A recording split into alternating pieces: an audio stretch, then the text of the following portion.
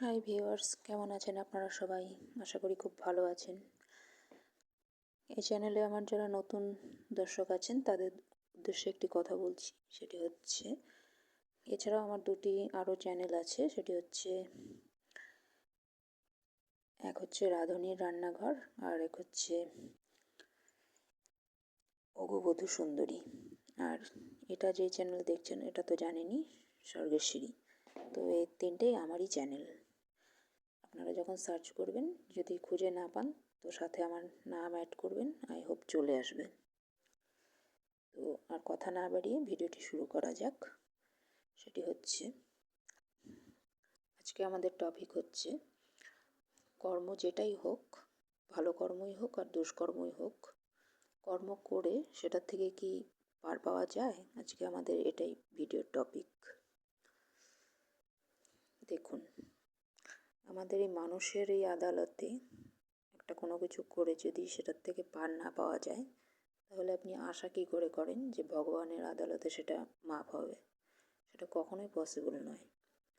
হ্যাঁ, মানুষের আদালতে আপনি টাকার জোরে পার পেতে পারেন, কিন্তু সেটার পেছনেও আপনাকে বুঝতে হবে, সেটার পেছনেও আপনার পূর্বজন্মের কোনো না কোনো সুকর্মই ছিল। আলটিমেটলি আপনি যদি দেখেন তাহলে কিন্তু কর্মই আপনাকে বাঁচিয়েছে। আপনি যদি খারাপ কর্ম পূর্বজন্মে করতেন, এই জন্মে আপনি টাকার জোরেও বাঁচতে পারবেন না, এটা শিওর থাকুন। ঠিক আছে? তো দুষ্কর্ম করে কখনোই সেটার থেকে পার পাওয়া যায় না। যেমন কর্ম তেমন ফল। আপনি ওয়ালে যদি একটা বলকে ছোড়েন, সেটা ব্যাক হয়ে কোথায় আসবে? কমন ব্যাপার, আপনার কাছেই আসবে। আমার কাছে তো আর আসবে না, কারণ ঢিলটা আপনি মেরেছেন। তো আর হচ্ছে, আপনাদের মনে হতে পারে যে কেউ যদি আপনাদেরকে অভিশাপ দেয় সেটা কি কার্যকরী হবে? মডার্ন সায়েন্স বলবে যে না, সেটা তো সম্ভব নয়। অন্য কেউ আমার সম্পর্কে কি ভাবছে সেটা কি করে এফেক্ট করতে পারে?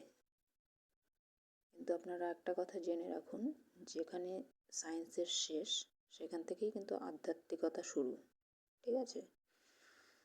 তো কেউ যদি আপনাদেরকে অভিশাপ দেয়, আপনি 100% শিওর থাকুন সেটা কিন্তু লাগবেই। বিকজ ইট ভাইব্রেশন না।